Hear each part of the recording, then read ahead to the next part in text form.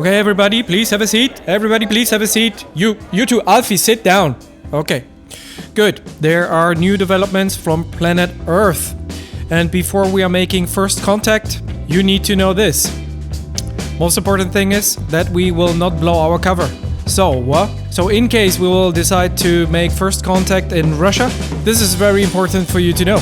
So, in case you want to engage in protests, don't do that. That's not a good thing. If you're engaging in protests and you don't have any signs or you have papers, blank papers, not a good thing. You will be beaten up. You'll be put into prison. You don't really want to do that. And once you're in prison, we probably need to beam you back to the mothership. And this will 100% blow our cover. So we cannot do that. So, however, if you find yourself in the situation that your cover might be blown, if you don't engage in Russian social activities, then please follow these instructions. Call it a march of justice. Remember, don't use any signs, just flags. Military machinery, very important. If you have some, use them. Drive them in convoys.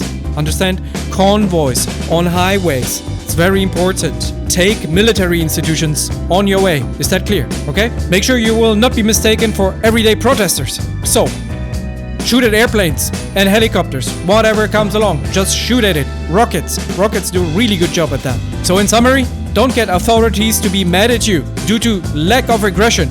Russian authorities, they don't like you standing around. You need to drive. You need to move in convoys. Understand? Convoys, movement, shooting. No protest, please. Is that clear? And once you're done, you'll have to leave the country. But that's about it. Okay? Well, that's it. Good afternoon.